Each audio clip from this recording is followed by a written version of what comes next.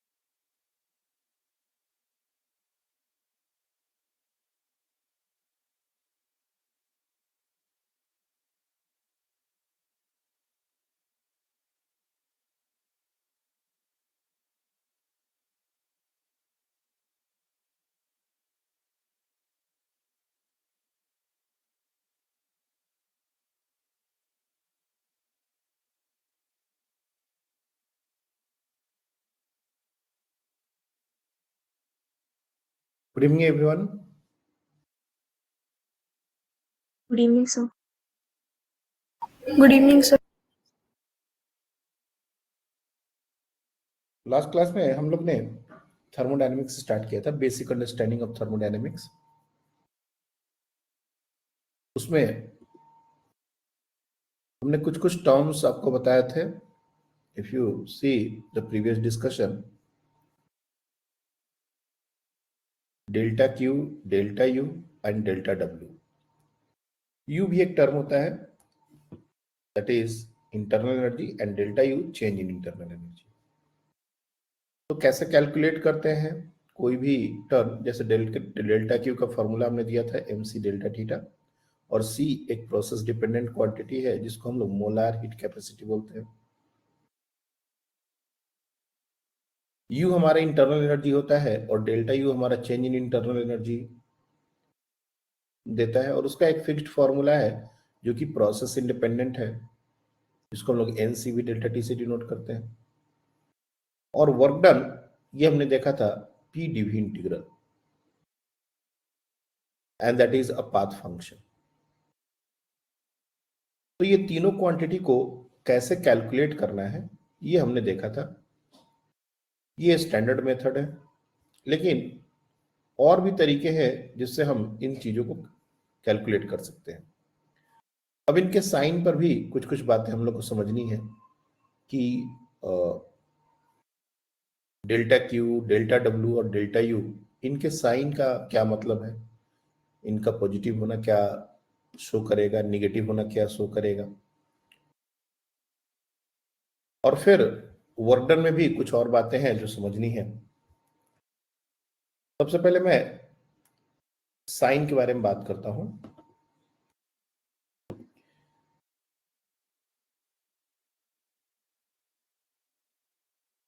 Sign convention.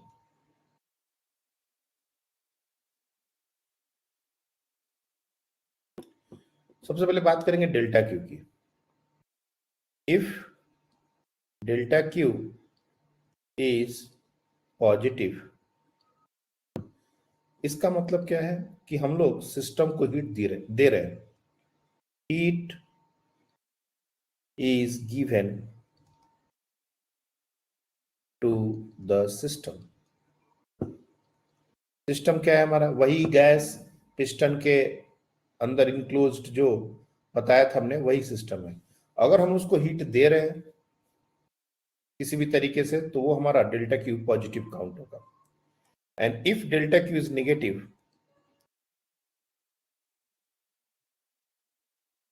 इसका मतलब होता है heat is taken out from the system. This implies heat is taken out from the system.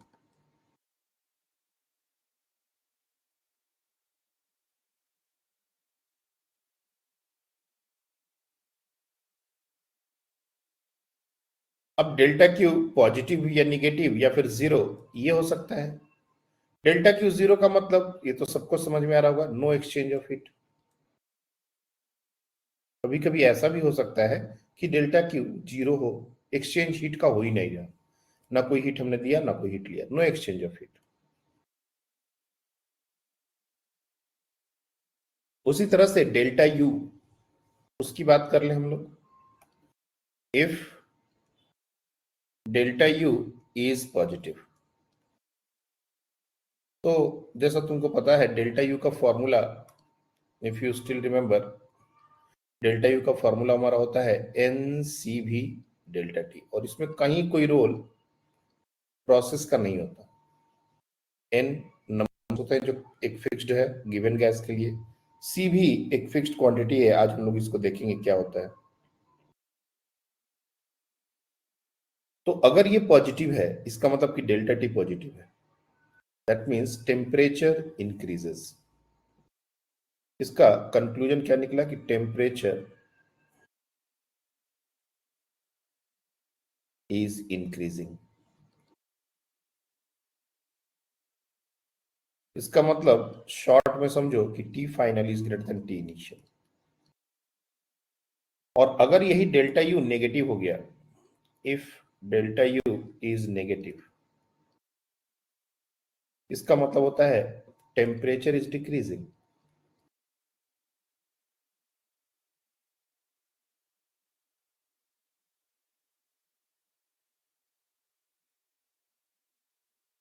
उस case में T final is lesser than T initial. कोई भी एक प्रोसेस के दौरान हमने अगर डेल्टा यू कैलकुलेट किया और हमारा डेल्टा यू पॉजिटिव आ रहा है, इसका मतलब ये हुआ कि डेफिनेटली उस प्रोसेस के दौरान टेम्परेचर बढ़ेगा। अगर डेल्टा यू निगेटिव आया तो टेम्परेचर घटेगा, और अगर डेल्टा यू जीरो होता है, if delta U equals to zero, इसका सीधा सीधा मतलब है temperature is constant.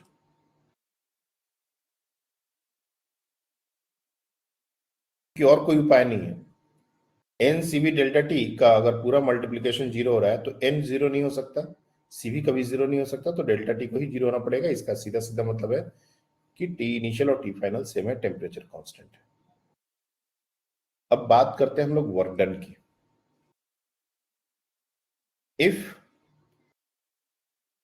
Delta W is positive, इसका मतलब वर्क डन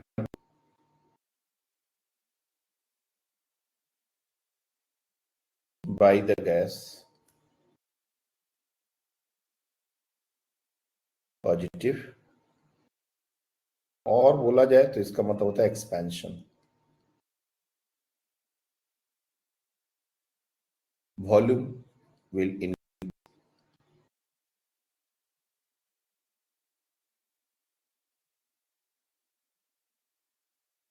और अगर वही हमारा डेल्टा डब्ल्यू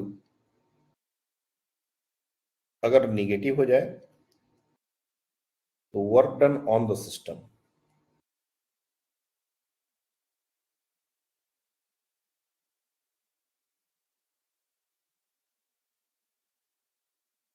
और इसमें हमारा कॉम्प्रेशन होता है।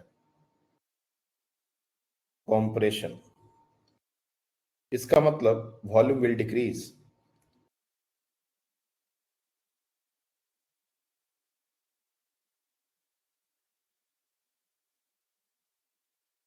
कभी कभी ऐसा हो सकता है कि डेल्टा डब्ल्यू हो ही ना, डेल्टा डब्ल्यू जीरो हो। इसका सीधा सीधा मतलब है कि पी डीवी इंटीग्रल 0 हो रहा है। तो इसकी दो बातें हो सकती है, या तो प्रेशर 0 है या फिर dV 0 है। तो अगर कोई प्रोसेस है जिसपे वर्क डन 0 हो रहा है, इसका मतलब कि वॉल्यूम का चेंज 0 है, that means volume remains constant.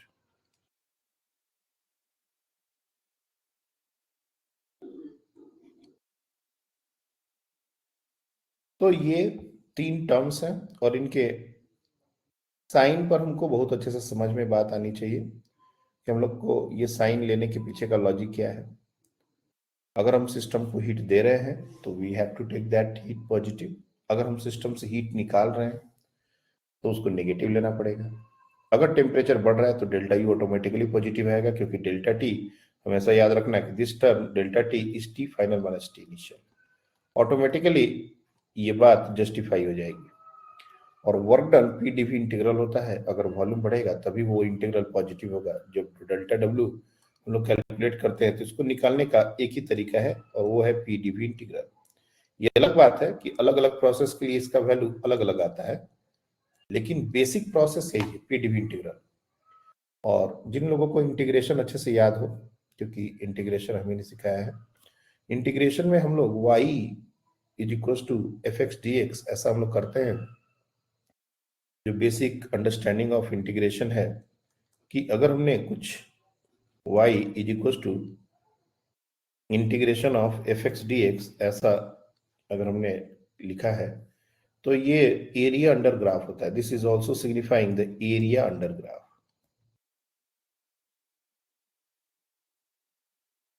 ये बेसिक है। और अगर यहां पर पी डीवी इंटीग्रल आ रहा है, इफ यू सी हमारा जो वर्डन है वो पी डीवी इंटीग्रल है, तो इसी लॉजिक को अगर हम आगे एक्सटेंड करें, so work done is P DV integral v1 v2, तो ये भी हमारा हो जाएगा area under pressure volume graph. और इसी को पीवी ग्राफ भी बोलते हैं। कोई भी ग्राफ का एरिया नहीं लेना है। बहुत बार क्या होता है कि बच्चे एरिया अंडर ग्राफ याद कर लेते हैं,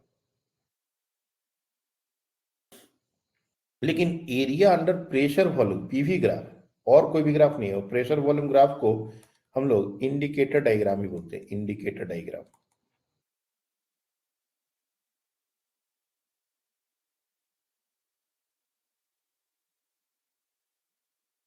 अब कुछ एग्जाम्पल से ग्राफ को थोड़ा समझा जाए। जैसे मान लो एरिया अंडर ग्राफ का क्या मतलब है। वैसे तो ये सारी बातें पहले हुई हैं। थर्मोडायनेमिक्स से कोई भी ग्राफ निगेटिव एक्सिस में नहीं जाता। जैसे ये हमारा प्रेशर है और ये हमारा वॉल्यूम है, तो प्रेशर नहीं निगेटिव हो सकता है और ना ही वॉल्यूम। तो कभी भी जैसे हम लोग नॉर्मल ग्राफ ऐसे करके बनाते हैं, तो ये वाला पार्ट कभी हो ही नहीं सकता, ये वाला पार्ट कभी हो ही नहीं सकता, तो इसको ड्रॉ करने का ही मतलब नहीं है। कभी कभी बुक में भी देखोगे कि ये पार्ट को ड्रॉ कर देते हैं, लेकिन ये करना नहीं चाहिए। This is wrong. Pressure can never be negative, volume can never be negative, temperature can also never be negative. तो हमारा सिर्फ और सिर्फ ग्राफ में फर्स्ट क्वाड्रेंट ही होगा। सेकेंड थर्ड फोर्थ क्वाड्रेंट का कहीं कोई जगह नहीं होता थर्मोडायनेमिक्स के ग्राफ में। तो इस चीज को आप ध्यान रखेंगे। अब मान लेते हैं कि कोई भी प्रोसेस है, एक रैंडम प्रोसेस की बात करते हैं। ऐसा हमने दिखाया, एक रैंडम प्रोसेस है। ये हमारा इनिशियल स्टेट है, ये हमारा फाइनल, और ए से बी तक हम जाए। तो PV graph, area under PV graph का मतलब होता है कि जो भी एक्सट्रीमिटीज है, अगर हमको A to B total work done निकालना है, तो ए से एक भी एक्सिस पर हम परपेंडिकुलर ड्रॉप करें, बी से एक परपेंडिकुलर वी एक्सिस पर ड्रॉप करें, और ये जो एरिया इंक्लूज करें, ये हमारा हो जाएगा वर्क डन। लेकिन कभी कभी क्वेश्चन में क्या ट्विस्ट करता है कि पीवी डायग्राम की जगह हमको वीपी डायग्राम दे देगा। जैसे यही जो ग्राफ है, ये कुछ मान लीजिए ऐसा दे देगा, और ये हमारा हो गया V और ये हमारा हो गया P। लेट्स से ये हमारा पॉइंट है A और ये हमारा पॉइंट है B, and the graph is going in this fashion. तो इस बार अपने को A से जो परपेंडिकुलर ड्रॉप करना है वो P पर नहीं करना है, अगर हमको इस बार एरिया अंडर ग्राफ निकालना है तो ए से हम भी पर ही परपेंडिकुलर ड्रॉप करेंगे, बी से भी पर ही ड्रॉप करेंगे परपेंडिकुलर। ये जो पूरा एरिया इनक्लोज्ड होगा कायदे से, ये आगे भी जा रहा है, तो ये पूरा एरिया अंडर ग्राफ में आ जाएगा।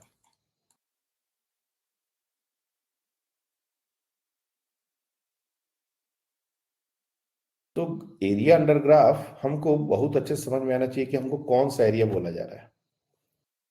हमको उस ग्राफ से जो परपेंडिक्युलरिटीज से जहां तक हमको वॉल्यूम दिया गया है V1 टू V2, उसके बीच में जो एरिया होगा वो कौन सा होगा। ऐसा नहीं कि कोऑर्डिनेट हमारा चेंज भी है तब भी हम एक्स एक्सिस पर ही परपेंडिकुलर ड्रॉप कर रहे हैं, ये गलत बात है। और ये पॉइंट एक्सट्रीम पॉइंट्स ही हो, बीच का भी कोई दो पॉइंट लेके हमको वर्क डन पूछा जा सकता है यहां से यहां तक, फिर उतने का ही एरिया लेंगे। अब कुछ एग्जाम्पल जो है जो प्रोमिनेंट तरीके से बार बार आते हैं, जैसे एक ग्राफ देखो, इनका साइन, थोड़ा साइन के बारे में भी बात कर लिया जाए। जैसे मान लो ये एक प्रोसेस है A टू B, अब एरिया कितना होगा, एक जनरल फिगर है, हम लोग को इंटीग्रेशन इसका फंक्शन देना पड़ेगा। लेकिन अगर हमसे पूछा जाए कि ये जो भी वर्क डन होगा ये पॉजिटिव होना चाहिए नेगेटिव, तो तुम देख सकते हो A से B जाते समय वॉल्यूम बढ़ रहा है। यहाँ पर जो V1 था और यहाँ पर जो V2 था, और ये VB ऐसा लिख लो, तो VB बड़ा है, VA छोटा है, तो वॉल्यूम बढ़ रहा है, एक्सपेंशन हो रहा है। तो जो भी इसका एरिया आएगा उसको हमको पॉजिटिव लेना पड़ेगा, दैट विल बी पॉजिटिव। अगर इस वाले ग्राफ को देखा जाए तो भी एक्चुअली ए जो है और बी बेसिकली ये कॉम्प्रेशन ही तो हो रहा है। ये हमारा लेट्स से भी ए है और ये भी बी है, तो भी तो नीचे है ना, मतलब छोटा हो गया ना। तो इस केस में जो भी हमारा एरिया बनेगा ये हमारा नेगेटिव होगा। तो देखना पड़ेगा कि हमारा जो एरिया है वो उस प्रोसेस के दौरान हमारा वॉल्यूम बढ़ रहा है या घट रहा है। हमने आपको साइन कैसे लेना है ये पहले ही बता दिया था कि अगर वॉल्यूम बढ़ेगा एक्सपेंशन, तो वर्डन को पॉजिटिव लेना है, अगर वॉल्यूम घटेगा तो वर्डन को नेगेटिव लेना है। कुछ और डायग्राम से समझते हैं। जैसे एक डायग्राम ये देखो, और ये बहुत सारे बच्चों के लिए कंफ्यूजन का पार्ट रहता है। एक प्रोसेस ऐसा ड्रॉ कर दिया गया लाइक दिस,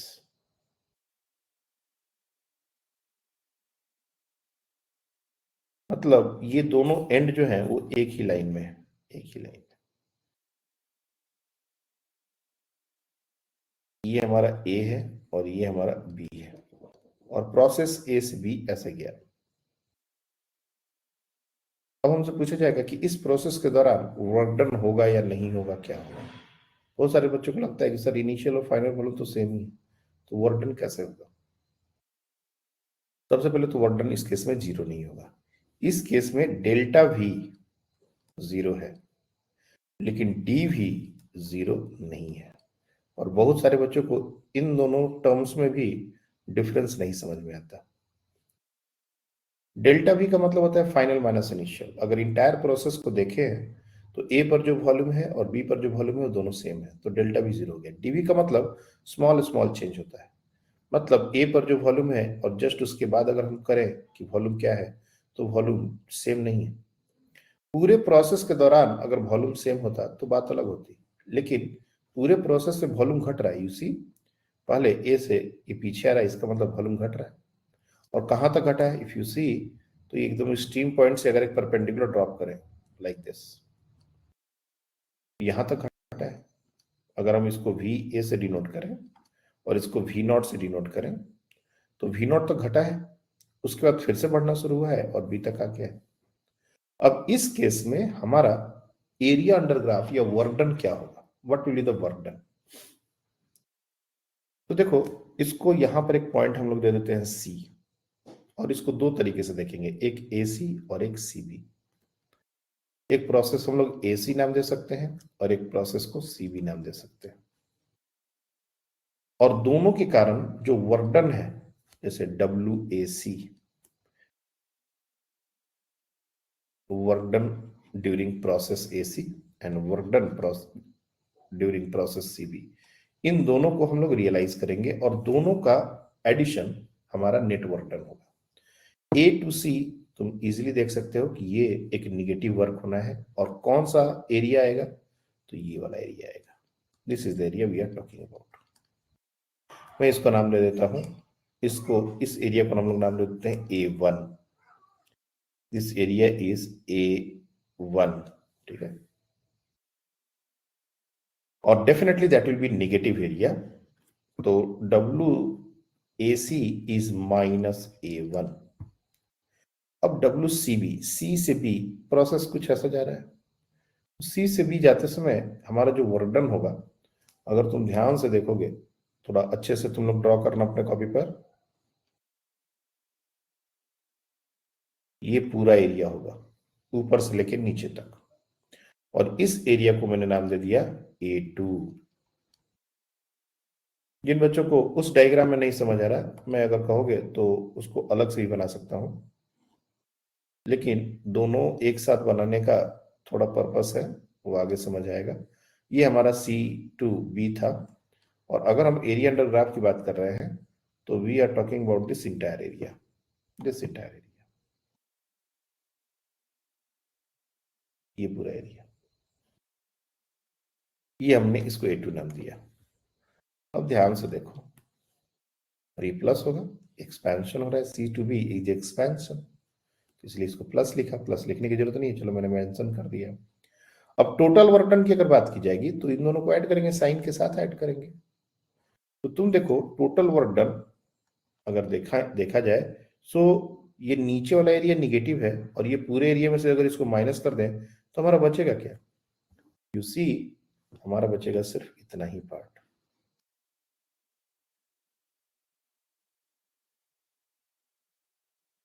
अगर हम नेट वर्क डन की बात करें तो नेट वर्क डन सिर्फ इतना बचेगा, ये वाला एरिया, इतना ही बचेगा। This is the intersection of this two, और ये A है और ये B है, और ये अगर इस तरीके से जा रहा है प्रोसेस, तो वर्क डन हमारा हो जाएगा A2 minus A1। Value wise देखोगे A2 बड़ा है, A1 छोटा है, A2 का एरिया बड़ा है, इसलिए ये पूरा का पूरा वैल्यू पॉजिटिव है। और ये वैल्यू कितना होगा, तो this is equal to A0। इस एरिया को, ये जो डायग्राम है, इसके वैल्यू को मैं अगर A0 से डिनोट करूं तो ये हमारा हो जाएगा A0, and that will be positive.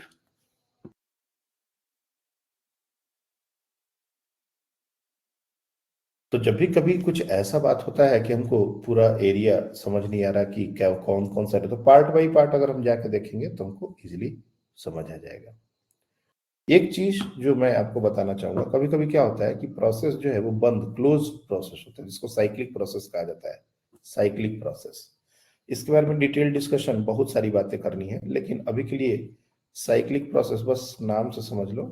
ऐसा प्रोसेस जिसका स्टार्टिंग और एंड पॉइंट सेम होता है, उसको बोलते हैं साइक्लिक प्रोसेस। वो कैसा भी साइकिल बन सकता है। जैसे एक एग्जांपल में यहां पर तुमको दिखाता हूं। मान लेते हैं एक प्रोसेस A से B गया ऐसे, और फिर B से A ऐसे आ गया, लाइक दिस। ये एक साइक्लिक प्रोसेस है। बहुत तरह के अलग अलग साइक्लिक प्रोसेस बनाए जा सकते हैं। कोई भी अपने मन से रैंडम तुम डायग्राम ड्रॉ कर लो जो क्लोज हो, तो एक साइक्लिक प्रोसेस है। कुछ और एग्जांपल लेते हैं। PV, इस तरह का भी प्रोसेस देखने मिल सकता है तुमको। इसमें मैं एक सेंस लगा देता हूं। डेफिनेटली कोई भी साइक्लिक प्रोसेस का सेंस जरूर होना चाहिए, ऐसा नहीं कि वो उसका कोई सेंस ही नहीं हो। A B C D, इस तरह से प्रोसेस A से B, B से C से D से A, ऐसा आ रहा है। तो इस तरह के प्रोसेस में हमारा वर्क डन क्या होगा और कैसा होगा, पॉजिटिव होगा, नेगेटिव होगा। तो जो भी क्लोज्ड और साइक्लिक प्रोसेस होते हैं, याद रखना कि उसके लिए जो एरिया है वो क्लोज्ड जो एरिया, उस डायग्राम के अंदर जो एरिया इनक्लोज्ड है वही होता है एरिया अंडर ग्राफ। क्यों ऐसा हुआ? अगेन बिल्कुल की तरह और दूसरे में अलग अलग करके जब हम ऐड करते हैं तो उसका इंटरसेक्शन जो है वो सिर्फ यही एरिया बचता है। तुम देख सकते हो यहाँ भी ऊपर से ये एरिया ड्रॉ कर दे, नीचे से ये एरिया ड्रॉ कर दे, तो उसका इंटरसेक्शन यही बचेगा। सिमिलरली इसमें भी अगर देखा जाए तो ये एरिया और ये एरिया, यही एरिया बचेगा। और एरिया निकालने के लिए हम नॉर्मल ट्रायंगल है तो ट्रायंगल का फॉर्मूला, रेक्टेंगल है तो रेक्टेंगल का फॉर्मूला, जो भी स्क्वायर है तो स्क्वायर का फॉर्मूला, तो जो भी हमारा जो मेंसुरेशन के फॉर्मूले हैं वो सब एप्लीकेबल, हमको हर बार इंटीग्रेशन ही करना पड़े। मान लो एक ट्रायंगुलर एरिया आ गया और हमको उसका एरिया निकालने के लिए हाफ बेस इंटू हाइट लगाना है, हम इजीली लगा सकते हैं हाफ बेस इंटू। तो रेगुलर ज्योमेट्रिकल फिगर, जैसे मान लो यहाँ पर ही दो ट्रायंगल हमने बनाए हैं, तो डेफिनेटली ये दोनों ट्रायंगल है, और अगर ये रेगुलर ट्रायंगल है जिनका हमको एरिया निकालने आता है तो हम डायरेक्टली एरिया निकाल लेंगे in terms of P and V. लेकिन बात आता है कि ये जो एरिया आएगा वो पॉजिटिव होगा या निगेटिव होगा, नेट वर्क डन पॉजिटिव होगा निगेटिव होगा। तो अभी तो वैसे हमने इस बात को प्रूव भी किया है, बट एक बात तुम रट्टा मार याद रखने के हिसाब से कि if cyclic process is clockwise,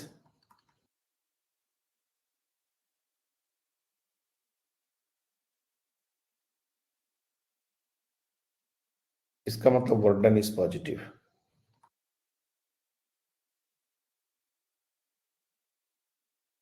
और अगर cyclic process is anti clockwise,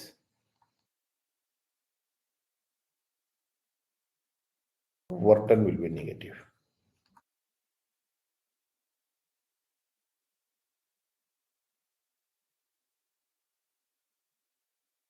अब यहां पर तुम देख रहे हो, जैसे मान लो ये ए पॉइंट लिख दिया हमने, बी पॉइंट लिख दिया, ए से बी और बी से ए, ये एक साइक्लिक प्रोसेस बन गया। तो तुम देखोगे ये जो साइकिल है ये क्लॉकवाइज है, तो क्लॉकवाइज है तो जो भी एरिया आएगा वो प्लस आएगा, मतलब इसका वर्डिंग पॉजिटिव होगा।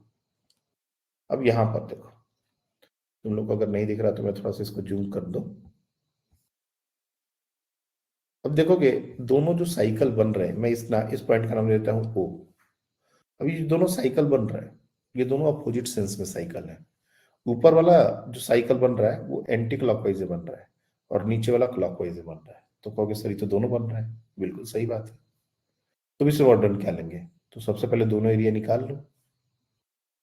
जो एंटी क्लॉकवाइज है वो निगेटिव होगा, जो क्लॉकवाइज है वो पॉजिटिव होगा, और दोनों को साइन के साथ ऐड करो, या तुम देख लो कौन सा एरिया बड़ा दिख रहा है। तो डेफिनेटली नीचे वाला हमने थोड़ा बड़ा बनाया है, अगर ये दोनों बराबर हो जाएंगे तो वर्डन जीरो भी हो सकता है। अगर नीचे वाला एरिया बड़ा है, अगर हम ऐसा एज्यूम करते हैं, तो डेफिनेटली नीचे वाला क्लॉकवाइज है तो ये पॉजिटिव होगा, ऊपर वाला एंटी क्लॉकवाइज है निगेटिव होगा, तो नेट वर्डन पॉजिटिव हो जाएगा। तो डिपेंडिंग कि ये हमारा कैसा डायग्राम है, क्रेडेंशियल्स क्या है, उसके अनुसार हम इसका वर्डन निकाल सकते हैं। और ऐसे बहुत सारे फिगर मिलने वाले हैं, ऐसा नहीं है कि ये जो डिस्कशन हम कर रहे हैं अब इसके बाद खत्म हो जाने वाला है, ये बार बार बार बार क्वेश्चन में आएगा। लेकिन एक बेसिक आइडिया जब तक हम नहीं तुम्हारे दिमाग में बनाएंगे तो तुम क्वेश्चन देके फिर घबरा जाओगे, इसलिए हम कुछ कुछ आपको बेसिक आइडिया देते जा रहे हैं। साइक्लिक प्रोसेस में एक जो सबसे बार बार पूछा जाने वाला प्रोसेस है कि वो बिल्कुल सर्कल बना देंगे।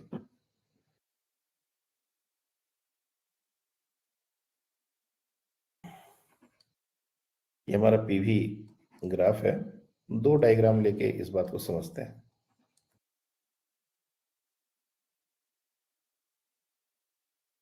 और ये बहुत ही इंपॉर्टेंट है।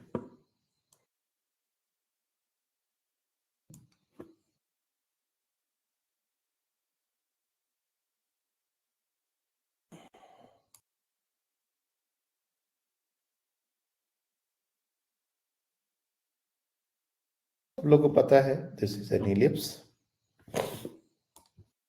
ये एक इलिप्स है, ठीक है।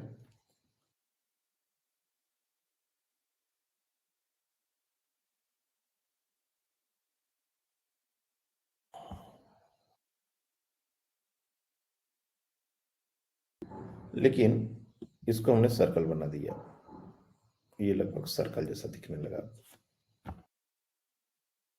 अब इसका सेंस देना है, मान लो हम इसका सेंस देते हैं क्लॉकवाइज, तो जो भी वर्क डन होगा वो पॉजिटिव हो जाएगा।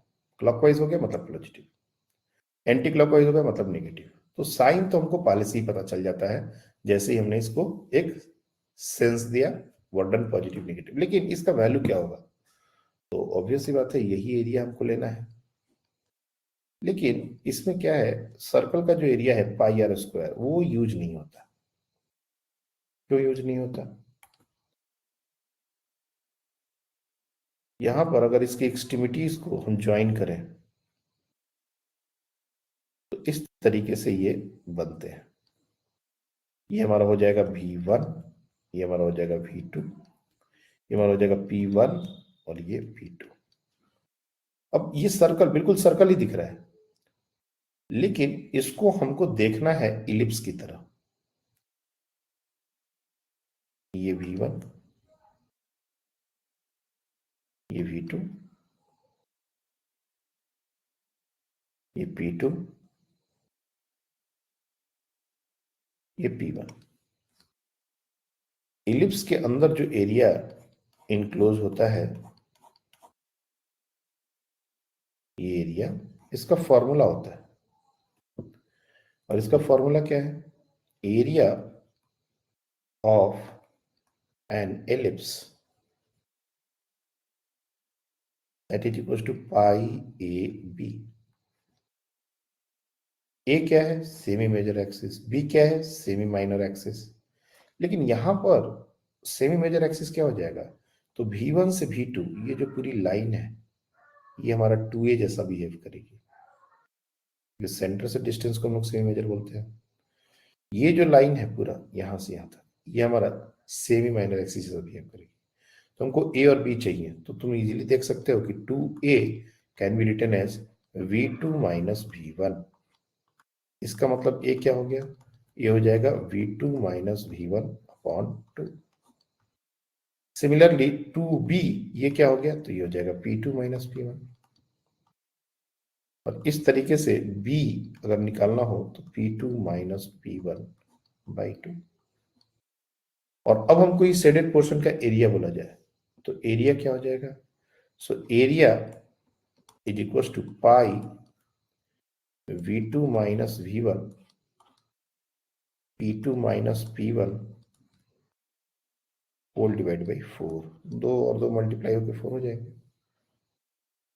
अब ये इलिप्स के लिए है, लेकिन यही फॉर्मूला यहां भी लगेगा।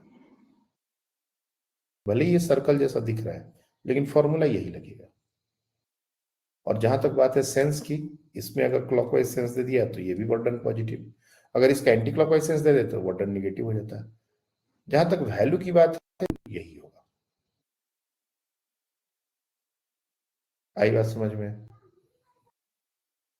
तो कोई भी सर्कुलर एरिया भी हो ना तो उसको हमको इलिप्स की तरह ही देखना है, क्योंकि रेडियस, इसमें प्रॉब्लम क्या है? What is the problem in this? Why we are not using pi R square? क्योंकि यहां पर जो रेडियस है वो प्रेशर के टर्म्स में है और यहां पर जो रेडियस है वो वॉल्यूम के टर्म्स में है। और ये दोनों बराबर होने चाहिए, लेकिन हम किसको लेंगे? प्रेशर और वॉल्यूम को हम बराबर नहीं कर सकते क्योंकि वो डायमेंशनली अलग अलग क्वांटिटीज हैं। तो हमको आर पी में लेना चाहिए कि भी में लेना चाहिए, ये कॉन्फ्लिक्ट बन जाएगा। आर स्क्वायर में हम V2 माइनस V1 बाई 2 का स्क्वायर करें या P2 माइनस P1 का स्क्वायर बाई 2 का स्क्वायर करें, इसलिए इसको भी हमको इलिप्स की तरह ही देखना है। और अगर इलिप्स दिया हुआ है तो कोई बात नहीं, वैसे इलिप्स देंगे नहीं, देंगे तुमको सर्कल, लेकिन फॉर्मूला लगाना रहेगा हमको इलिप्स का। तो आई होप कि ये सारी बातें आप लोग को समझ में आई होंगी। साइन कन्वेंशन, ग्राफ से वर्डन कैसे निकालते हैं। Anyone have any confusion?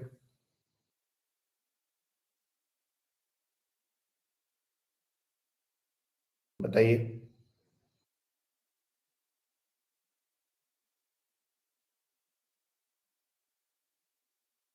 Okay, अब बात करते हैं हम लोग सीपी सीबी गामा की। हर चीज का प्रूफ है, जितनी भी चीजें मैं बता रहा हूँ everything as a proof. But क्या है, पहले दिन अगर हम सारा प्रूफ ही देने लगेंगे ना तो ना तुमको सुनने में मजा आएगा ना हमको बताने में मजा आएगा। जब हमको कोई चीज थोड़ा बहुत पता चल जाए और लगे कि क्यूरियोसिटी है, हमको और जानना है, तब हम जान सकते हैं। And there is nothing harm in it, कोई इसमें बुराई नहीं है कि हम जानना सीखना चाहते हैं। लेकिन बहुत बार डेरिवेशंस और डिफिकल्ट चीजें चीजों को ही डिफिकल्ट कर देती है। बच्चा इंटरेस्ट खो देता है। इसलिए इनिशियली और खास करके मेडिकल में मतलब जितने भी डेरिवेशंस हैं उनको इग्नोर किया जाता है, क्योंकि उतना डेप्थ का क्वेश्चन आपको आएगा नहीं, और जो क्वेश्चन आएंगे उसके लिए एक बेसिक अंडरस्टैंडिंग जरूरी है जो आपको दी जा रही है। सीपी और सीबी के बारे में भी थोड़ा बात कर लिया जाए। हमने आपको बताया था सीपी एंड सीबी। तो दो इसके बीच में दो बातें होती हैं। एक तो रिलेशन जो आप लोग को पता होगा, एक रिलेशन इसका होता है CP minus CV is equal to R, और एक दूसरा रिलेशन होता है इसमें CP by CV is equal to gamma, और इसको बोलते हैं एडियाबेटिक कांस्टेंट। बाद में इसकी जरूरत पड़ने वाली है, जब हम एडियाबेटिक प्रोसेस पढ़ेंगे उस समय इसकी बात आएगी। और ये आर हमारा गैस कांस्टेंट है, you know this is gas constant.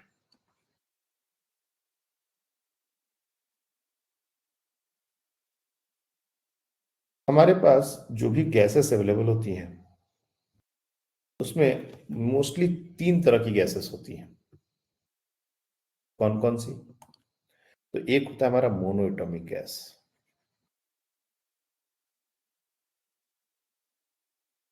Mono atomic का एग्जांपल अगर तुमसे कोई पूछे तो हीलियम, आर्गन, नियॉन, जितने भी इनर्ट गैसेस हैं ना वो सब मोनो एटॉमिक है। मोनो मतलब होता है सिंगल, एटॉमिक मतलब एटम। ये इनर्ट गैसेस कभी भी बॉन्ड फॉर्मेशन नहीं करते, ये सिंगल ही रहते हैं। दूसरा होता है डाइएटॉमिक। डाइएटॉमिक का मतलब होता है जैसे O2, Cl2, N2, ये सब गैसेस डाइएटॉमिक है। और एक होता है हमारा पॉलीएटॉमिक। नाम से ही समझ आ रहा होगा, पॉलीएटॉमिक का मतलब मोर देन 2। लेकिन पॉलीएटॉमिक में भी दो फाड़ है, एक है लीनियर और एक है नॉन लीनियर। लीनियर मतलब स्ट्रक्चर, जो तुम लोग ऑलरेडी केमिकल बॉन्डिंग में पढ़े हो वही। लीनियर में जैसे हमारा आता है CO2, ये लीनियर स्ट्रक्चर है।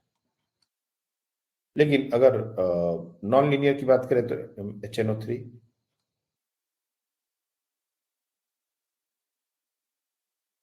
और भी बहुत सारे एग्जांपल, NH3, HNO3 नहीं, NH3 होता है ना ammonia,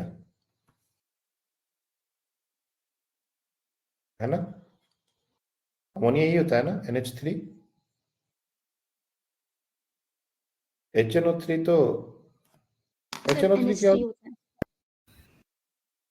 nitric acid. HNO nitric acid होता है, सॉरी।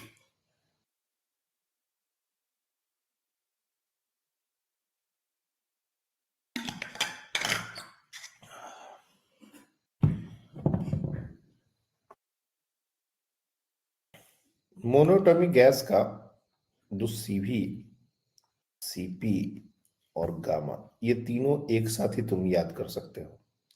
तुमको सिर्फ सीवी का वैल्यू याद करना है। और ये भी कैसे आता है इस पर भी एक बार डिस्कशन होगा जब काइनेटिक थ्योरी के बारे में हम बात करेंगे। तो ये होता है 3/2r मोनोटॉमिक के लिए। डाइएटॉमिक के लिए होता है 5/2r। और पॉलीएटॉमिक में लीनियर मॉलिक्यूल के लिए ये 5/2r ही होता है, और नॉन लीनियर मॉलिक्यूल के लिए ये हमारा होता है 3r। बस अगर एक डेटा तुमने याद कर लिया, और याद होना ही चाहिए हम लोग को, तो सीपी तो तुमको पता है सीपी क्या हो जाएगा, सीवी प्लस आर हो जाएगा। सब में आर आर जोड़ दो, तो सब में आर आर अगर जोड़ देते हो तो सीपी का वैल्यू यहाँ पर हो जाएगा 5/2r, यहाँ पर हो जाएगा 7/2r, यहाँ पर भी हो जाएगा 7/2r, और यहाँ पर हो जाएगा 4r। गामा की बात अगर हमसे पूछी जाए तो gamma you can easily evaluate. Gamma क्या हो जाएगा, CP/CV, इफ यू सी तो ये हो जाएगा 5/3, दैट इज इक्वल टू 1.67। इसका अगर देखा जाए तो ये हो जाएगा 7/5, दैट इज इक्वल टू 1.4। इसका भी 7/5, ये भी हमारा हो जाएगा 1.4, और ये मान हो जाएगा 4/3, दैट इज 1.33। तो इस तरीके से अगर हमको सिर्फ सीवी का डेटा याद हो जाए, और वो भी कैसे आता है उस पर भी हम लोग बात कर सकते हैं, कोई बड़ी बात नहीं है, लेकिन वो डिस्कशन अलग डायरेक्शन में चला जाएगा। अभी हमारा चूंकि थर्मोडायनेमिक्स में इसकी जरूरत है, तो हम लोग अभी थर्मोडायनेमिक्स पर फोकस करते हैं, केटीजी पर जाएंगे और वहां से ये वापस से चीज कनेक्ट हो जाएगा कि कैसे आता है। तो सी भी अगर कोई भी मोनोएटॉमिक गैस दे दिया गया तो उसका वैल्यू हमको याद है, डाइएटॉमिक दे दिया गया उसका याद है, पॉलीएटॉमिक अगर दिया गया है तो उसके भी वैल्यूज हमको पता है, और एक बार अगर सीवी पता है तो सीपी पता है। फिर मैक्सिमम कैलकुलेशंस हम कर लेंगे, हमारा जो चेंज इन इंटरनल एनर्जी का एक्सप्रेशन है वो हम निकाल सकते हैं। तो आई होप यहां तक किसी को कोई तकलीफ नहीं होगा, यहां तक हमने कोई भी एक्स्ट्रा इंफॉर्मेशन आपको नहीं दी है। ये चीज हमने याद करने के लिए जरूर बोला है, लेकिन ये चीज आपको प्रूव करके भी दिखाई जाएगी कि ये कैसे होता है।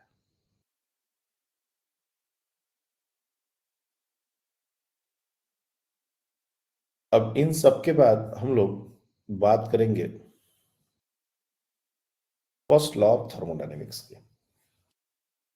देखो, एक तो तरीका है कि तुमको डेल्टा क्यू प्रोसेस अगर दे दिया गया, उसके लिए स्पेसिफिक हीट तुमको पता है, तो डेल्टा क्यू निकालने का जो फॉर्मूला था which is N C delta T, ये यूज कर सकते हो। लेकिन दो चीजें इसके लिए तकलीफदायक है, एक सी सबके लिए नहीं पता होता, और बहुत बार चेंज इन टेम्परेचर हमको नहीं पता होता।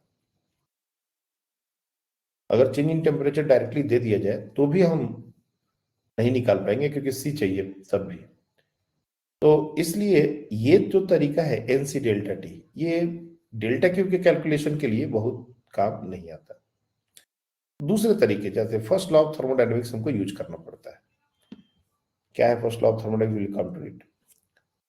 डेल्टा यू का कैलकुलेशन फिर भी एक राहत भरा है, क्योंकि एन और सी भी नंबर ऑफ मोल्स क्वेश्चन में दिया गया है, सी भी हमने अभी रट्टा मारी याद करवाया, सारे गैसेस के लिए सीवी का वैल्यू हमने याद करा दिया, 3/2R 5/2R। तो इस तरीके से अगर हमको सीवी भी पता है, नंबर ऑफ मोल्स भी पता है, तो सिर्फ चेंज इन टेम्परेचर की बात है।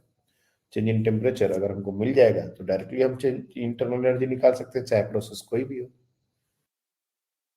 तो इन तीनों में सबसे आसान होता है डेल्टा यू निकालना। और मान लेते हैं कभी कभी हमारा वर्क डन भी अगर निकल गया, इंटीग्रल निकाल के या एरिया निकाल के, रेगुलर फिगर है एरिया निकल गया है, तो इन दोनों के हेल्प से डेल्टा क्यू क्या निकाला जा सकता है, तो बिल्कुल निकाला जा सकता है।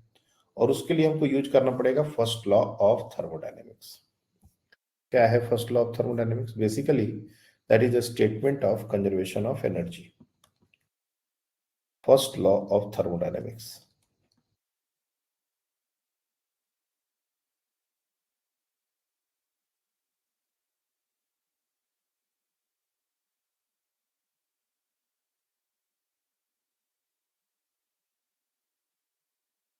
it is the statement of conservation of energy.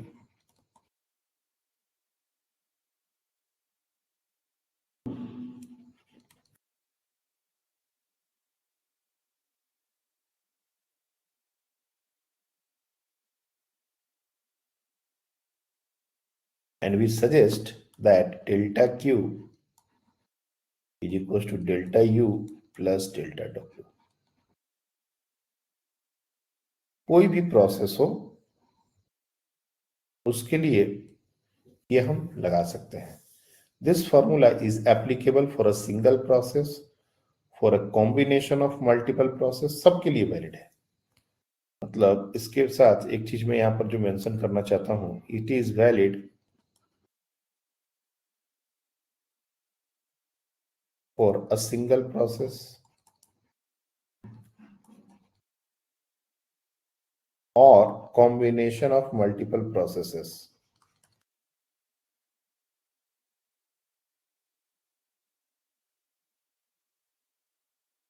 Multiple processes बोलने का मतलब है कि मान लो एक ऐसा प्रोसेस हुआ जिसमें दो तीन प्रोसेस कॉम्बिनेशन में, जैसे यहां पर एक डायग्राम हमने बनाया था थोड़ा सा खतरनाक सा, ये वाला अब ए से बी कोई एक प्रोसेस है, बी से सी कोई दूसरा प्रोसेस है, सी से डी कोई तीसरा प्रोसेस है, ऐसे 4 अलग अलग प्रोसेसेस हैं। तो इस तरह के सिचुएशन में हमारा, अगर हम पूरे इंटायर प्रोसेस का डेल्टा क्यू निकालना चाहते हैं तो भी हम इस फॉर्मूला को यूज कर सकते हैं इंटायर प्रोसेस के लिए। और अगर इंडिविजुअली जैसे ए बी के लिए यूज करना है तो भी कर सकते हैं, बी सी के लिए यूज करना है तो भी कर सकते हैं। तो ये हमेशा एप्लीकेबल फार्मूला है और बहुत सारे क्वेश्चन इस फार्मूला के इर्द गिर्द ही हम सॉल्व करने वाले हैं।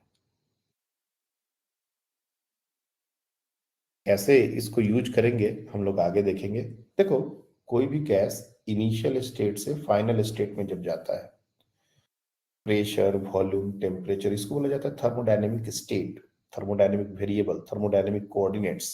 इसको जो भी बोलो तुम समझने के लिए वो तुम्हारा पॉइंट है। अगर तुम थोड़ा बहुत मैकेनिक्स समझते हो तो मैंने जैसे पिछले क्लास में भी एग्जांपल दिया था कि एक बॉडी का इनिशियल कोऑर्डिनेट सिस्टम में पोजीशन जो है वो x1 y1 z1 और फाइनली वो x2 y2 z2 पर पहुंच रहा है। तो ये जो x y z है ये उसके कोऑर्डिनेट्स बताते हैं, ये उसका पोजीशन बताता है। उसी तरह से किसी भी गैस किस स्टेट में है, वो किस थर्मोडायनेमिक स्टेट में है, ये उसका प्रेशर, वॉल्यूम, टेम्परेचर बताता है। तो मान लो कोई इनिशियल वैल्यू है P1 V1 T1 और कोई दूसरा स्टेट है P2 V2 T2। तो इस स्टेट से दूसरे स्टेट में जाने के हजारों तरीके हैं। जैसे मैं कुछ एग्जांपल एक डायग्राम से इसको यहां पर तुमको बताता हूं।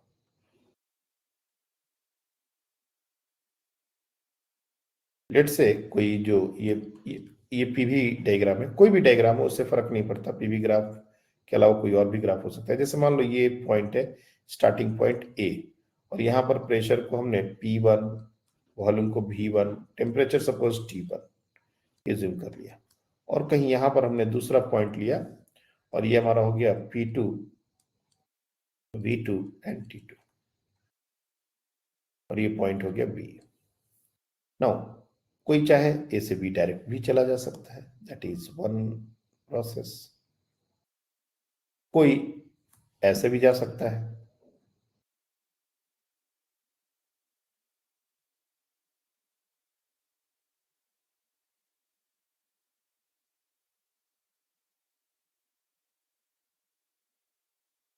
Like this.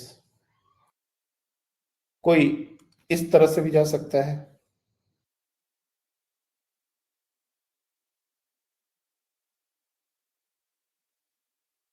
ये तीनों अलग अलग प्रोसेसेस हैं।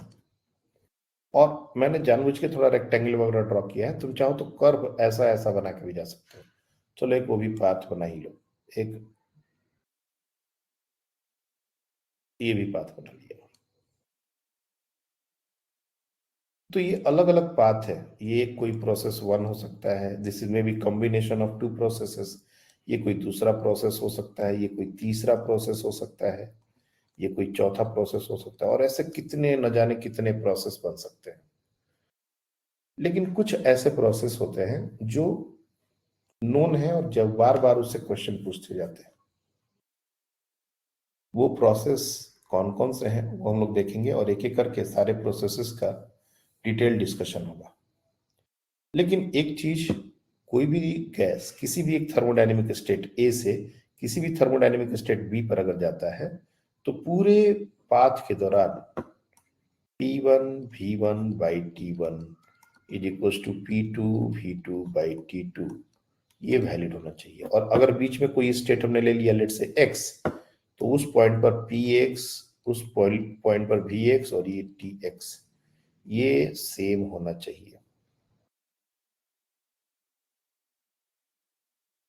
डेफिनेटली इस पूरे प्रोसेस में हम एज्यूम कर रहे हैं कि जो गैस है वो इनक्लोज्ड है। ऐसा ऐसा भी क्वेश्चन होता है कि ओपन कंटेनर है, गैस उड़ भी सकता है, बाहर भी जा सकता है, तब वहां पर ये चीज नहीं होगा। लेकिन जनरली हमारा मोस्टली क्वेश्चन जो होता है वो क्लोज कंटेनर के अंदर गैस होती है उस पर होता है, और उसमें नंबर ऑफ मोल्स कांस्टेंट रहेंगे, तो उसके लिए हम ये रिलेशन हमेशा लिख सकते हैं। और इसी को यूज करके हम दो अलग अलग स्टेट पर, मान लो अगर हमको प्रेशर वॉल्यूम दे दिया गया है तो टेम्परेचर निकाल सकते हैं, अगर टेम्परेचर दे दिया गया है तो प्रेशर वॉल्यूम निकाल सकते हैं। इस तरह से ये जो तरीका है वो बहुत काम आता है। मैं एक एग्जांपल के लिए तुम लोग को इसी के समय एक क्वेश्चन में इस चीज को बता देता हूं। बहुत सारे बच्चे इसको कंफ्यूज होते हैं। जैसे मान लो ये एक प्रेशर वॉल्यूम कर्व है और इस पर एक प्रोसेस कुछ इस तरीके से बनाया गया है।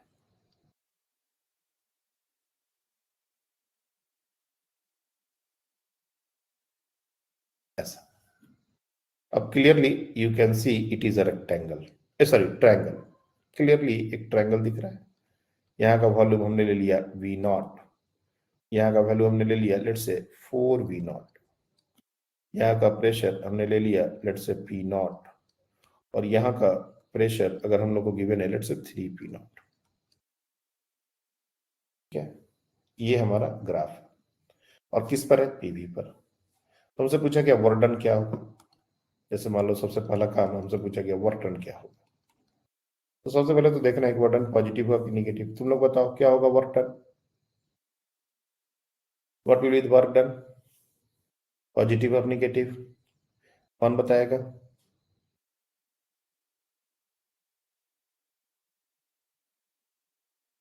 सीरियसली आदित्य, हम बताइए। आदित्य कर रहे हैं। हर्षिता बताइए। Sir positive. पूछ रहे हो या बता रहे हो। बता रही हूँ। Okay positive. अभी कुछ देर पहले यहाँ पर बोल्ड स्टेटमेंट हमने दिया कि साइक्लिक प्रोसेस अगर क्लॉकवाइज हो तो वर्क डन इज पॉजिटिव। तो उसी के सिलसिले में यहाँ पर साफ साफ हमने एक साइक्लिक प्रोसेस बनाया है और क्लॉकवाइज है तो वर्क डन पॉजिटिव होगा। कितना होगा अगर हमसे पूछा जाए तो ये डायग्राम के अंदर जो एरिया है ये एक ट्रायंगल है, राइट एंगल ट्रायंगल है।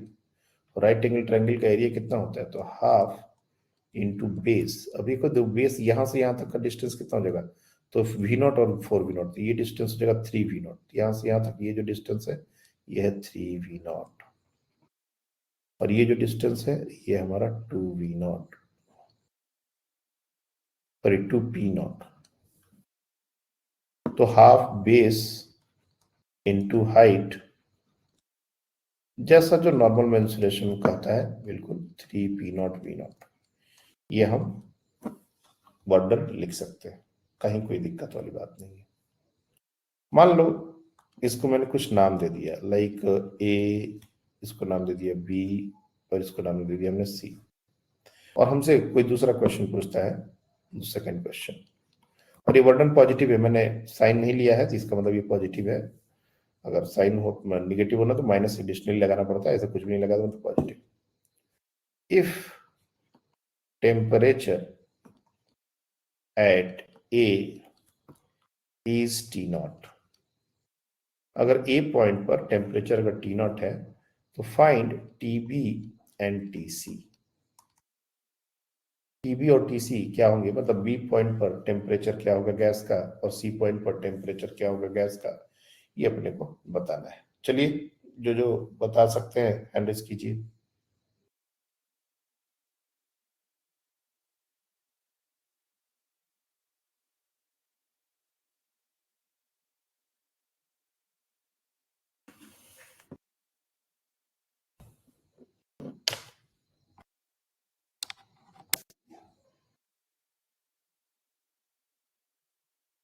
हाँ आफिया बताएं, टीबी क्या है। Temperature at B 3 T not okay और TC 4 T not. 4 T not. Okay Nupur आपका सेम आंसर है या अलग है। Yes sir same answer. Aadya आपका सेम आंसर है अलग है। हाँ सर सेम। बढ़िया। नक्षत्रा सेम आंसर। हाँ सर। गुड। तो देखो ये कैसे होता है, तो जैसा हमने कहा कि कोई भी प्रोसेस किसी भी पाथ से गैस एक इनिशियल स्टेट से फाइनल स्टेट पर जा रहा हो तो ये कंडीशन हमेशा वैलिड होनी चाहिए। तुम क्या करो, ए पर बी पर सी पर एक ही बार में इक्वेशन में लिख देता हूं, लाइक प्रेशर एट ए कितना है P not, pressure at A volume at A कितना है V not, divide by temperature हमने दे दिया T not, and that must be equals to B पर प्रेशर कितना है तो 3 पी नॉट, V पर वॉल्यूम कितना है, V not divide by temperature at V and that must be equals to C पर प्रेशर कितना है, तो P नॉट, वॉल्यूम कितना है 4V नॉट, टेम्परेचर कितना है TC। तो डायरेक्टली हम इसको अब इन दोनों को इक्वेट करेंगे तो TB आ जाएगा, ये सही है। अगर पहला और तीसरा को रिलेट कर दें तो ये आ जाएगा, यू रिलेट दिस टू। तो ये सिर्फ हमने एक ट्रायंगुलर एरिया के लिए बनाया है, तो इसका ये मतलब नहीं है कि तुम लोग इसको ट्रायंगुलर एरिया के लिए ही समझना। सिर्फ कैसा भी एरिया हो, इससे फर्क नहीं पड़ता कि ये कैसा एरिया है। अगर हमको दो पॉइंट पर प्रेशर, वॉल्यूम और टेम्परेचर को रिलेट करना हो तो हम लोग हमेशा इस रिजल्ट को यूज कर सकते हैं। इसके लिए एरिया का रेगुलर होना कोई मैटर नहीं करता। हमने यहाँ पर जनरल चारों प्रोसेस के लिए ये चीज लिखी है, ऐसा नहीं कि जो एकदम स्ट्रेट ऐसे ऐसे जा रहे हैं उसी के लिए, सबके लिए ये बात वैलिड है। तो अगर एक पॉइंट पर हमको कोई भी चीज दी जाए और उसके अकॉर्डिंग हमको बाकी के पॉइंट्स पर अगर वो चीज निकालनी हो तो हम ये formula P1 V1 by T1 equals to P2 V2 by T2 ये यूज कर सकते हैं। और ये आता कैसे है, तो ये बेसिकली आइडियल गैस इक्वेशन से आता है हमारा, PV is equals to nRT। अब यहां से देखोगे तो PV by T is equals to nR। R तो खुद एक कांस्टेंट है जिसको गैस कांस्टेंट बोलते हैं। नंबर ऑफ मोल्स, अगर वो गैस इनक्लोज्ड है तो number of moles is going to be constant, तो ये पूरा का पूरा टर्म कांस्टेंट हो जाएगा और इसीलिए हम PV अपॉन T को कांस्टेंट लेते हैं और उसको रिलेट करते हैं। तो हर बात के पीछे कुछ न कुछ लॉजिक है। तो जितना ज्यादा हम समझेंगे उतना ही ज्यादा हमारा कॉन्फिडेंस डेवलप होगा। लेकिन क्या होता है कि एक बार बहुत सारा इंफॉर्मेशन बच्चे डाइजेस्ट नहीं कर पाते और फिर वो गलत तरीके से अफेक्ट करता है। तो जितनी भी बातें मैंने कही है कि इसको याद करना है, इसको तो ऐसे ही होता है, अगर तुम थोड़ा बहुत जब समझने लगो, जब थोड़ा बहुत थर्मोडायनेमिक्स तुमको समझ में आने लगे, जब तुमको थोड़ा बहुत क्वेश्चन बनने लगे, तब उसके बाद तुम क्रॉस क्वेश्चन करो खुद से, मेरे से, कि सर ये क्यों हुआ था, इसका क्या रीजन है। तो हर बात का आंसर आपको उसमें मिलता जाएगा और तुम्हारा जो नॉलेज है वो नेक्स्ट लेवल चलता चला जाएगा। बात ये है कि क्या हम उस कंडीशन में भी हैं कि हम सारे क्वेश्चन का आंसर समझ भी पाए। तो यही बात यहाँ पर आ जाती है कि बहुत सारे बच्चे उस मेंटल नहीं है कि हर क्वेश्चन के आंसर को अभी वो समझ पाए। अभी तो बस उनको अगर थोड़ा बहुत भी चीजें समझ आ रही हैं और दो चार उससे न्यूमेरिकल बन रहे हैं, दैट इज गुड। फिर लगे कि नहीं अब तो हमसे बनने लगे क्वेश्चन, अब तो हमें हमसे इतना तो हो ही रहेगा, अब इससे ज्यादा थोड़ा करना है, तब जाके वो एक एक डेप्थ वाली चीजें समझ में आती है कि भाई अच्छा ये हो रहा है तो क्यों हो रहा है, इसको ऐसे नहीं किया तो क्यों नहीं किया, इसको ऐसे किया तो क्यों किया। बहुत सारी छोटी छोटी बारीकियां हैं जो इंजीनियरिंग के बच्चों को तो हम लोग सिखाते ही सिखाते हैं, क्योंकि उनका क्वेश्चन का डेप्थ उस लेवल का जाता है। मेडिकल के क्वेश्चन का डेप्थ उतना जाता ही नहीं है।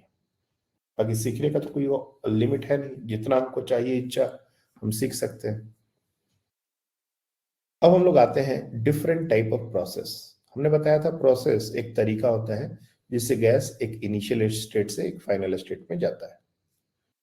तो कौन कौन से वो प्रोसेस हैं जिससे ज्यादातर क्वेश्चन हमारे बनते हैं। तो टाइप्स ऑफ प्रोसेसेस,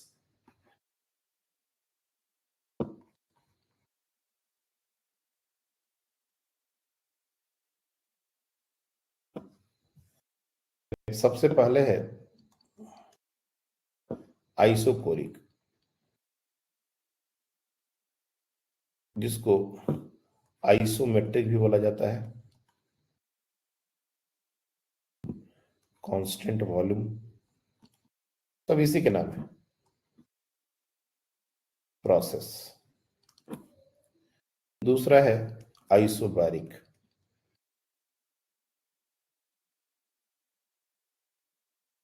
तीसरा है आइसोथर्मल। आइसो वर्ड का मतलब होता है सेम।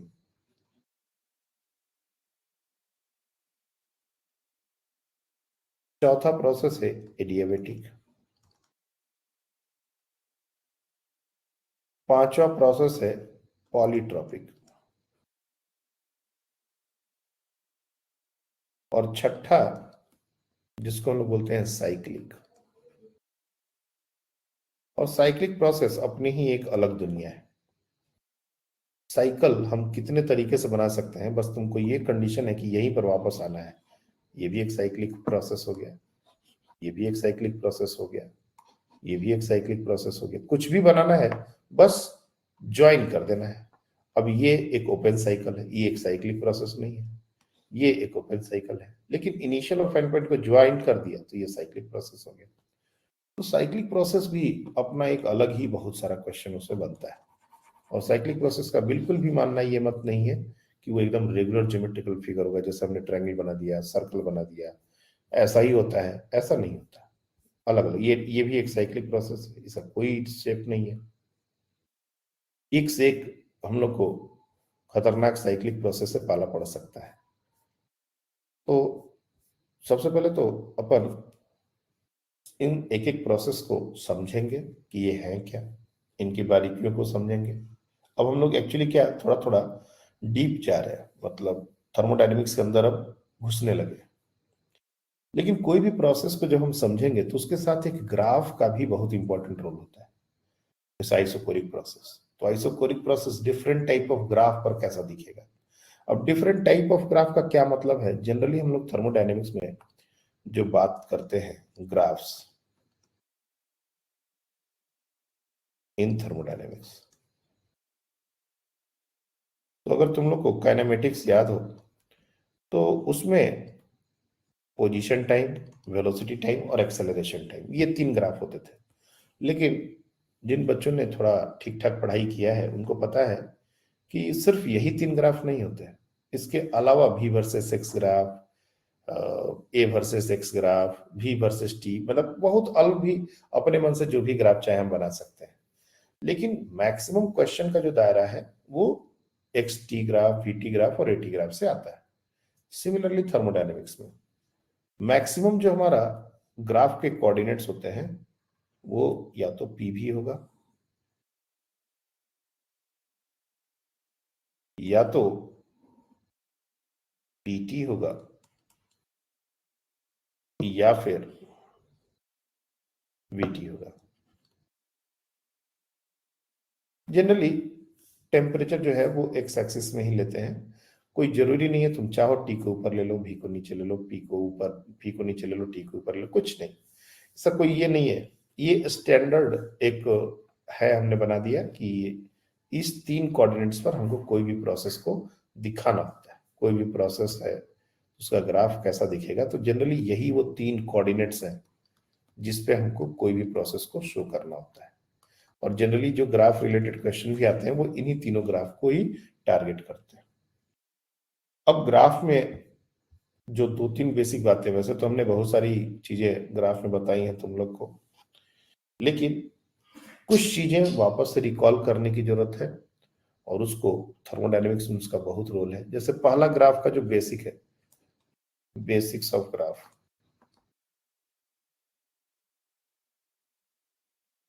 कि अगर हम लिखते हैं y इक्वल टू mx, यानी यहां पर हम लिख रहे हैं c0 है,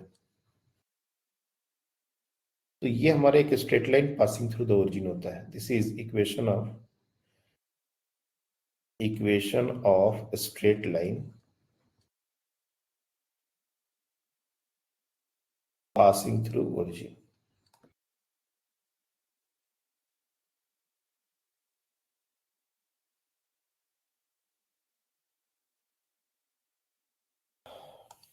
पासिंग थ्रू ओरिजिन। लेकिन ये जो चीज है ना, ये y और x होता था तब होता था, लेकिन अगर p और v में अगर बात आ जाए तो अगर इसी को हम रेप्लिकेट करें करंट सिनेरियो के लिए, तो p is equal to some constant may be let's say k into v।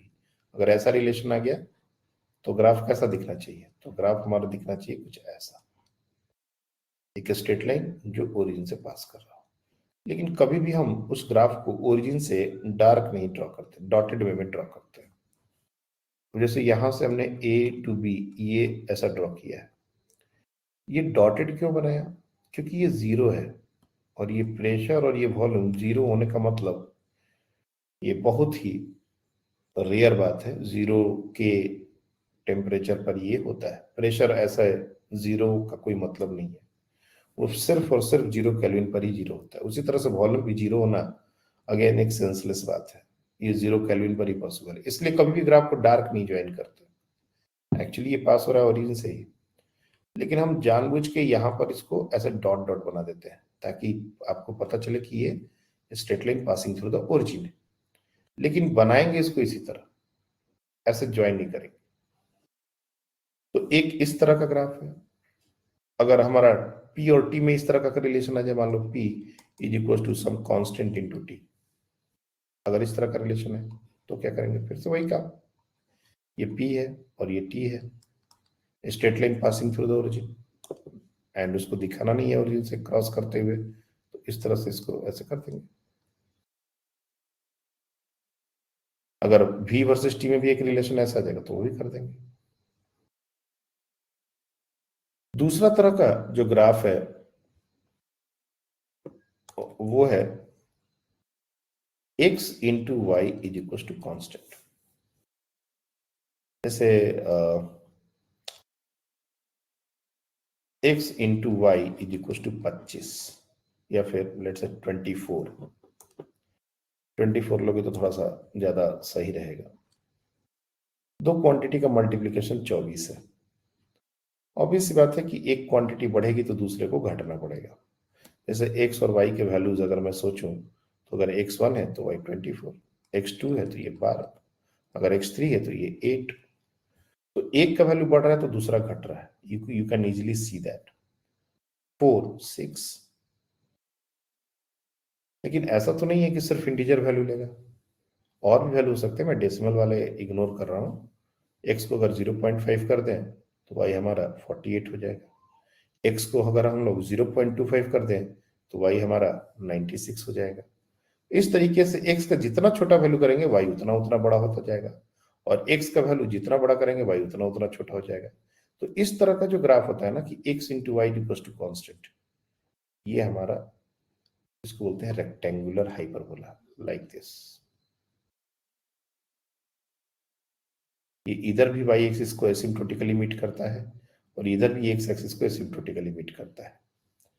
तो ये चीज अपने को थोड़ा ध्यान में रखना है। और ये बिल्कुल कैसा शेप होगा सर, कैसे फ्री हैंड कैसे ड्रॉ करेंगे, ऐसा कोई जरूरी नहीं है। तुम बस इतना इस तरीके से ड्रॉ कर दो, यही हो गया rectangular hyperbola X Y equal to constant का ग्राफ। तो बहुत बार कभी कभी मान लो पी भी इज इक्वल टू कांस्टेंट, अगर कभी ऐसा सिचुएशन आ गया तो ये पीवी ग्राफ पर कैसा दिखेगा, तो पीवी ग्राफ पर ये बिल्कुल ऐसा दिखेगा। ये P है और ये V है और दोनों का मल्टीप्लिकेशन कांस्टेंट का मतलब ग्राफ भी बिल्कुल दिस। इस शेप को बोला जाता है रेक्टेंगुलर हाइपरबोला।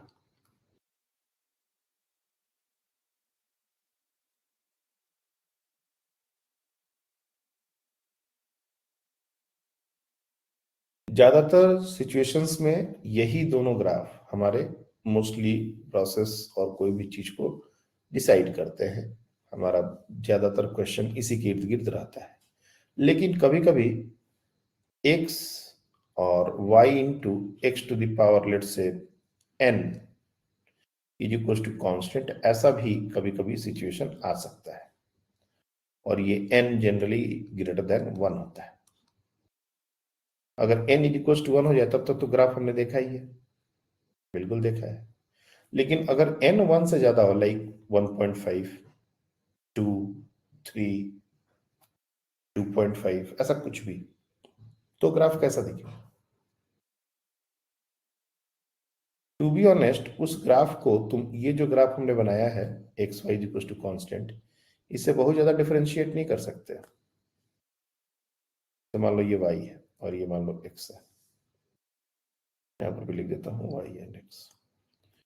तो यहां पर अगर तुमसे कहे कि इसका ग्राफ ड्रॉ करो, लेट से n का वैल्यू है 3, तो हम इसी तरह से ग्राफ ड्रॉ करेंगे, इसमें और इसमें कोई फर्क नहीं है। हाँ, अगर दोनों एक साथ कर दिया जाए ड्रॉ करने के लिए, जैसे x into Y equal to constant और x to the power n into Y equal to constant, तब थोड़ा सा हमको तकलीफ आएगा और वो चीज अभी हम आपको नहीं बता रहे हैं। वो चीज थोड़ा और मेच्योरिटी चाहिए, मे बी नेक्स्ट क्लास में वो चीज आएगी। लेकिन अगर अलग अलग हमको बनाना है, like X Y equal to constant का ग्राफ बनाना है, तो तुम बिंदास बनाओ, इसको कोई दिक्कत नहीं है। और यही ग्राफ तुम X Y X to the power N के लिए बनाओगे तब भी कोई दिक्कत नहीं है। जब तक ये दोनों ग्राफ अलग अलग ड्रॉ हो रहे हैं तब तक कोई फर्क नहीं पड़ता कि तुम ये एक्स वाई के लिए बनाए हो या Y X to the power N के लिए बनाए हो। दोनों अगर एक ही कोऑर्डिनेट पर बनाने का बात आ जाए, आएगा ऐसा सिचुएशन, तब थोड़ा सा हमको केयरफुल रहना है कि किस पॉइंट के बाद ग्राफ का नेचर कैसा होगा और किस पॉइंट के पहले तक ग्राफ का नेचर कौन कैसा होगा, कौन ऊपर होगा, कौन नीचे होगा। ये सारी बातें हम लोग नेक्स्ट क्लास, कमिंग क्लासेस में करने वाले हैं। तो दो तरह के ग्राफ का ज्यादातर हमारा यूज होने वाला है और 3 कोऑर्डिनेट्स हमारे यूज होने वाले हैं, पीवी, पीटी एंड वीटी। कोई भी प्रोसेस अगर हम बात करेंगे तो उसका तीनों ग्राफ पर कैसा होगा शेप उस प्रोसेस का, वो भी समझना रहेगा। अगर हमको ऐसा बहुत सारा क्वेश्चन देखे होंगे कि एक ग्राफ दे दिया और हमको कन्वर्ट करना है उसको दूसरे ग्राफ में, दूसरे कोऑर्डिनेट में उसको कन्वर्ट करना है, जैसे हमको पीवी डायग्राम दिया गया और पीटी में चेंज करना है या बीटी में चेंज करना है, और ये एक फेवरेट क्वेश्चन होता है और मेडिकल के बच्चे के जान पर आता है इस क्वेश्चन। ये क्वेश्चन देख के ही बच्चे भाग जाते हैं, मतलब नहीं करना, हटाओ। जबकि ये सबसे फेवरेट क्वेश्चन होता है मेरे स्टूडेंट्स का, वो खोज खोज के करते हैं। तो थोड़ा सा अगर हम लोग केयरफुली चीजों को समझने की कोशिश करें तो ये सारा जो ग्राफ का जो डर है, जो एक थर्मोडायनेमिक्स का सबसे बड़ा डर जिसको मानते हैं, वो खत्म हो जाएगा। फिर क्वेश्चंस अपने आप बनने लगेंगे। तो जो फियर है अपने को ग्राफ का, उसको कम करने के 2 तरीके हैं।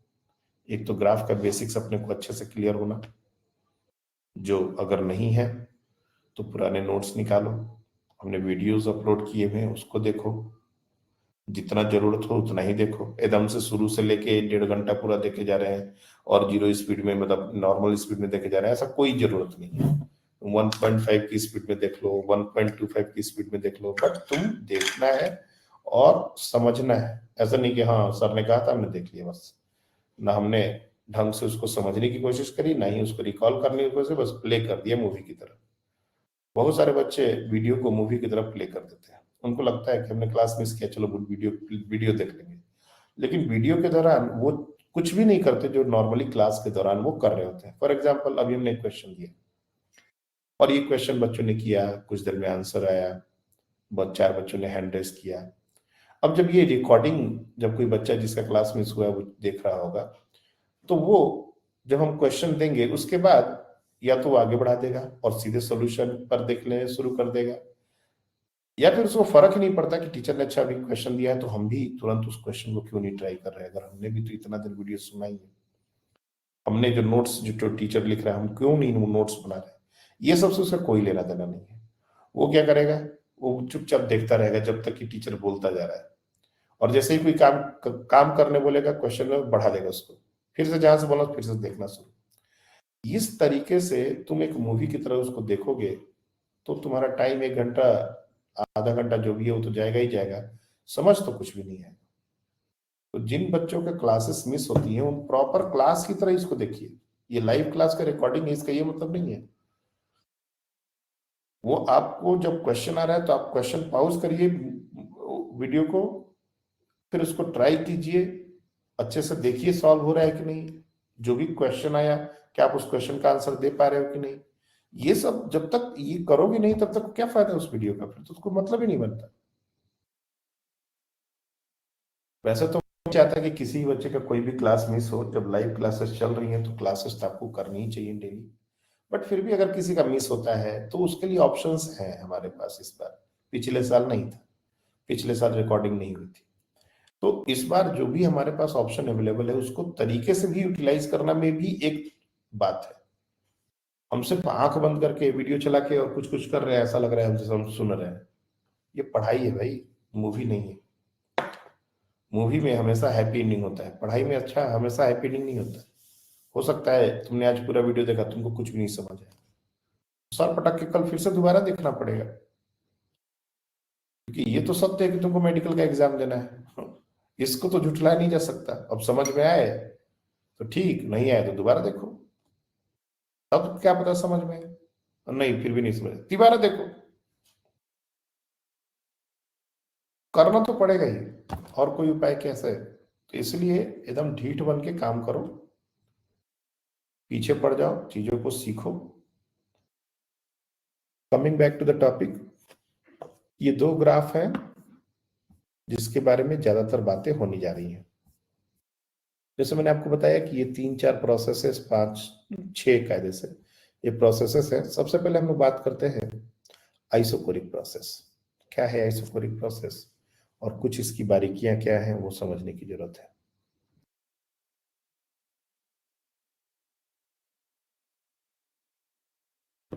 आइसोकोरिक प्रोसेस,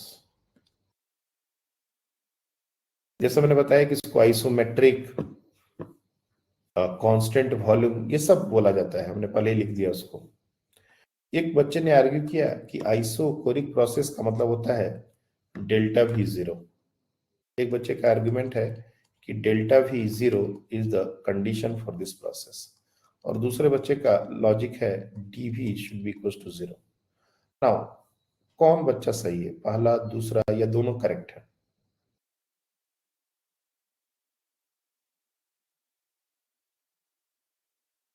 कौन बताएगा? आइसोकोरिक प्रोसेस के लिए डेल्टा वी जीरो होना या डी वी जीरो होना, या दोनों में से कोई भी चलेगा सर, कोई दिक्कत नहीं है।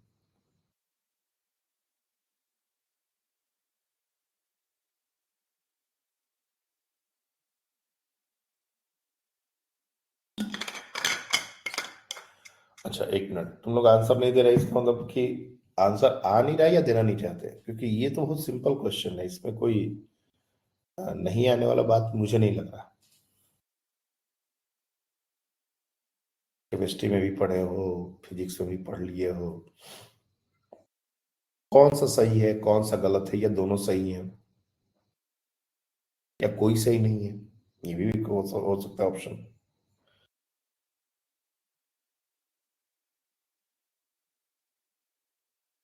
कोई नहीं, चलिए ठीक है। Delta v equal to zero is a wrong statement, dv zero is correct statement. Again क्यों? हमने ऑलरेडी इसका एक एग्जांपल दे दिया है। आइसोकोरिक प्रोसेस का मतलब होता है वॉल्यूम कांस्टेंट होना, ना कि डेल्टा वी जीरो होना। डेल्टा वी अगर तुम देखो, एक प्रोसेस हम कुछ देर पहले डिस्कस किए थे, ये एक ऐसा प्रोसेस है जिसमें इनिशियल और फाइनल वॉल्यूम सेम है। ये ए पॉइंट है और ये बी पॉइंट है। प्रोसेस ए से बी पर जा रहा है, और ए पर जो वॉल्यूम था वापस बी पर वही वॉल्यूम हो जा रहा है। तो इस प्रोसेस के लिए डेल्टा भी जीरो है, कोई दिक्कत नहीं है, लेकिन डी भी जीरो नहीं है। ये एक आइसोकोरिक प्रोसेस नहीं है, क्योंकि पूरे प्रोसेस के दौरान वॉल्यूम इज नॉट कांस्टेंट। इसलिए डेल्टा भी और डी भी, ये दोनों का फर्क हमको समझ में आना चाहिए। आगे भी इसका जरूरत पड़ने वाला है, तो मैं आगे इस पर ज्यादा बात नहीं करूंगा। अब भी हमने डीवी और डेल्टा वी का फर्क समझाया। DV small change, delta V final minus initial. तो फाइनल माइनस इनिशियल जीरो होने का कतई मतलब नहीं है कि डीवी जीरो। इसलिए कंडीशन अगर पूछा जाए तो ये हमारा कंडीशन है। अब आइसोकोरिक प्रोसेस है, तो उसके लिए डेल्टा क्यू कैसे निकालेंगे? तो डेल्टा क्यू का जो फॉर्मूला है वो होता है एनसी डेल्टा टी। लेकिन आइसोकोरिक प्रोसेस, इसी के लिए तो सी भी हमने डिफाइन किया था, ये हो जाएगा एनसीवी डेल्टा टी, ये हो जाएगा एनसीवी डेल्टा टी। अगर हमसे कोई पूछे कि डेल्टा यू कैसे निकालोगे, तो इसका तो साफ साफ फॉर्मूला ये एनसीवी डेल्टा टी। ये तो प्रोसेस पर डिपेंड ही नहीं करता, कोई भी प्रोसेस हो तो उसके लिए। डेल्टा डब्ल्यू की अगर बात की जाए कैसे निकालेंगे, तो ये हमारा था P D integral v1 to v2, लेकिन इस केस में तो dv को ही जीरो कर दिया, मतलब वर्डन जीरो हो जाएगा। और तुम इस बात से भी देख सकते हो कि delta Q, that is the first law of thermodynamics, delta Q is equal to delta U plus delta W.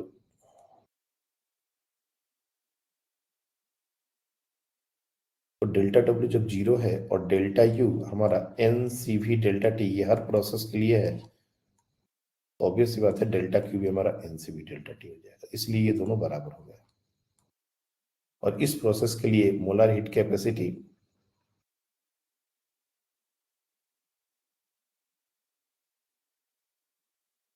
ये हो गया हमारा सी भी।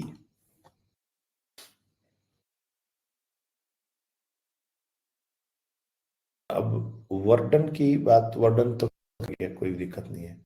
अब बात करते हैं हम लोग कि ये प्रोसेस अलग अलग ग्राफ पर कैसा इसका डायग्राम होगा और इसका ग्राफ कैसा होगा।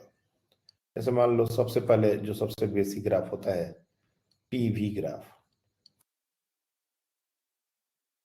तो इस पूरे प्रोसेस के दौरान वॉल्यूम कांस्टेंट है, तो अगर वॉल्यूम कांस्टेंट है तो हमको एक ऐसा लाइन ड्रॉ करना चाहिए जो वी के परपेंडिकुलर। बोलने का मतलब है we should draw a line something like this.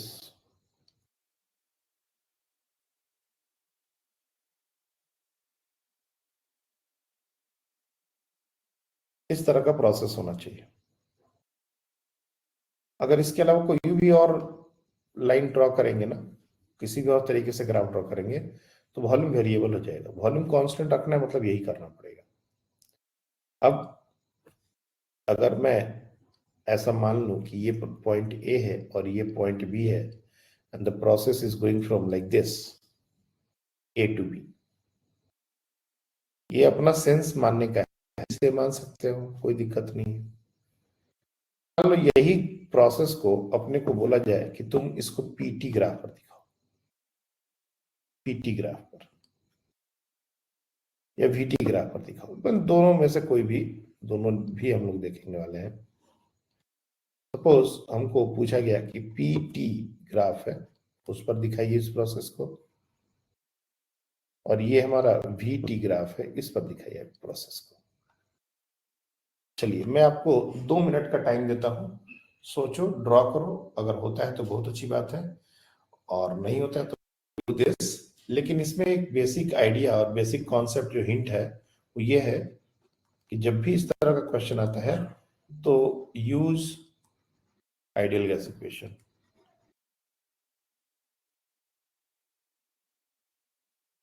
जब भी जरूरत पड़े तो आइडियल गैस इक्वेशन को यूज कर लेना है।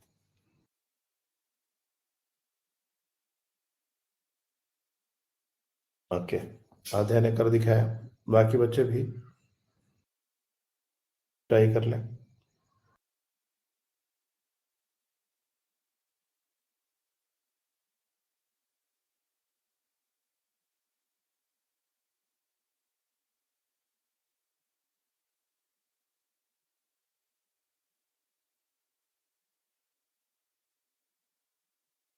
Excuse me sir. हाँ बोलिए।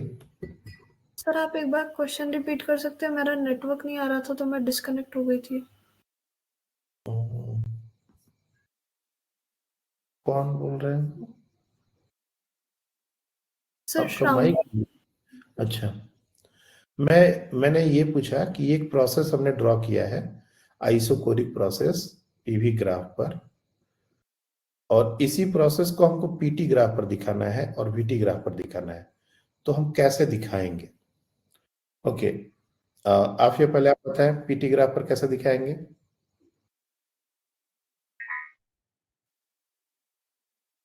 सर वो अलोंग टी एक्सिस है।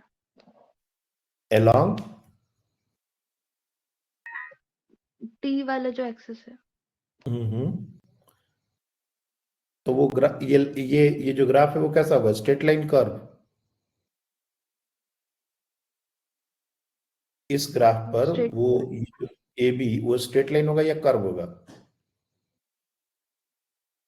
स्ट्रेट लाइन होगा। ओके, कैसा? ऐसा, ऐसा, ऐसा, ऐसा, कैसा? सर मुझे लगता है कि वो टी एक्सिस से कोइंसाइड करेगा। टी एक्सिस से कोइंसाइड करेगा, ओरिजिन से कोइंसाइड करेगा। टी एक्सिस से कोइंसाइड करने का मतलब ऐसा हो सकता है, ये भी हो सकता है टी एक्सिस से कोइंसाइड कर रहा है। ये ग्राफ है सर मतलब स्लोप 0 होगा। स्लोप 0 मतलब लाइक दिस, ये हो गया स्लोप 0। इसका भी स्लोप 0 है। नीचे वाला ऊपर वाला? नीचे वाला। ओके, मैं और बच्चों से आंसर लेता हूं। आध्या आप बताएं। सर पीटी ग्राफ जो है वो लीनियरली वैरी कर रहा है विद पॉजिटिव स्लोप। तो स्ट्रेट लाइन, हाँ। Positive slope, passing through the origin, no sir, no. not passing through the origin like this or हाँ सर। this. Okay. नक्षत्र आप बताएं। सर थर्ड वाला ग्राफ। नहीं, दूसरा वाला ही, अभी सेकंड वाले पर ही बात हो रही है। सर वही जो ओके, तो रामनी कोई आंसर में आपका कुछ चेंज है या फिर वही आंसर है जो आध्या ने बताया? सर वैसे ही। सारे बच्चों के आंसर रॉन्ग है, ध्यान से सुनिए। हमने जो पहला ग्राफ बनाया है वो ए से बी बनाया और वॉल्यूम कांस्टेंट ये प्रोसेस है, और हमने यहाँ पर यूज आइडियल गैस इक्वेशन ये लिखा हुआ है। अब चूंकि हमको P और T के बीच में ग्राफ बनाना है तो हम लोग आइडियल गैस इक्वेशन लिखेंगे PV is equal to nRT। Okay, अब जो जो चीजें कांस्टेंट है उसको एक तरफ करने की कोशिश करनी है। जैसे P और T के बीच में ग्राफ है तो कुछ ऐसा लिख सकते हैं कि हम P equal to nR/V into T। अब अगर ध्यान से देखा जाए तो y is equal to mx kind of relation ये बन रहा है। y की जगह p है, x की जगह t है, और n r भी ये तीनों पॉजिटिव क्वांटिटी है, तो ऑब्वियसली स्लोप तो पॉजिटिव होना है, नेगेटिव स्लोप का कहीं कोई मतलब ही नहीं है। तो definitely this is a straight line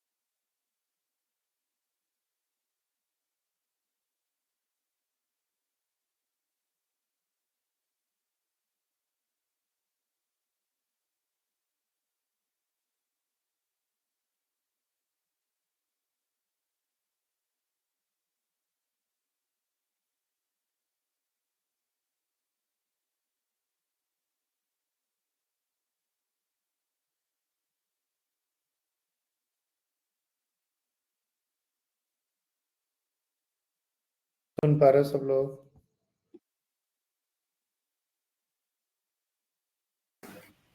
yes sir.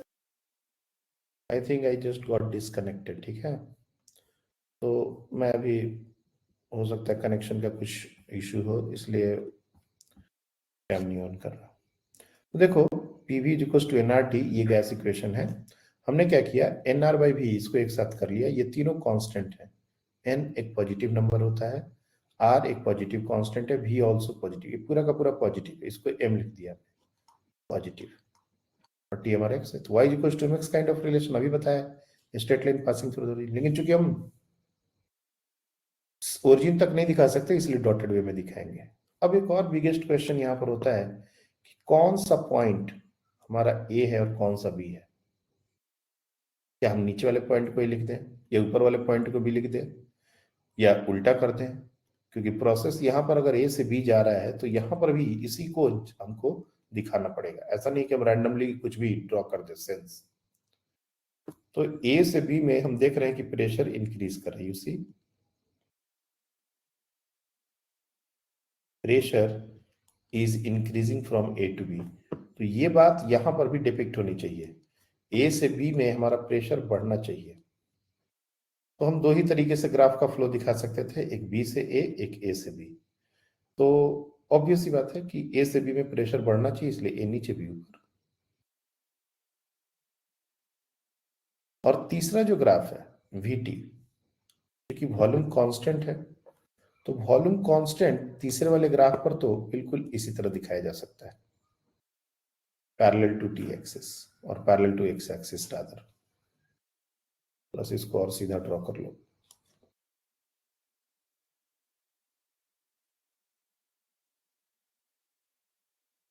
ये हो जाएगा वीटी पर। Now again the question arises कि किधर ए होना चाहिए, किधर बी होना चाहिए। तो अब कहोगे सर यहां पर ए से बी प्रेशर बढ़ रहा है, लेकिन टेम्परेचर का तो पता नहीं चल रहा क्या हो रहा है। तो टेम्परेचर हमको दूसरे वाले ग्राफ से पता चल जाएगा, ए से बी टेम्परेचर बढ़ रहा है, तो इधर ए होना चाहिए, इधर बी होना चाहिए, और ये हमारा ए से बी का फ्लो। तो एक ग्राफ जो कि पीवी पर जैसा था उसके कोरस्पॉन्डिंग पीटी पर कैसा दिख रहा है और वीटी पर कैसा दिख रहा है, ये चीज हमको समझ में आनी चाहिए। इस पर बहुत सरदर्द पालने की जरूरत है, बहुत इस पर काम करने की जरूरत है। तो मैं अभी यहीं पर डिस्कशन को रोक रहा हूँ, कल हम लोग इसी से क्लास को स्टार्ट करने वाले हैं और कल बहुत सारी बातें इस पर होनी है। तो इसलिए जिन बच्चों को चीजें नहीं समझ आई हो ये लास्ट वाला, तो उसके लिए बॉदर होने की जरूरत नहीं है। ट्राई दिस, एक बार कोशिश करो, नहीं तो फिर कल बहुत सारे प्रोसेस में ये काम हमारा अभी बाकी है, तो उसमें फिर दोबारा इसको करेंगे तो समझ में आएगा। That's all for today. और क्लासेस नॉर्मली हमने जो शेड्यूल था अभी वैसे ही लगाया है, देखते हैं अगर जरूरत पड़ा तो एक्स्ट्रा क्लासेस भी लगेंगी। Thank you.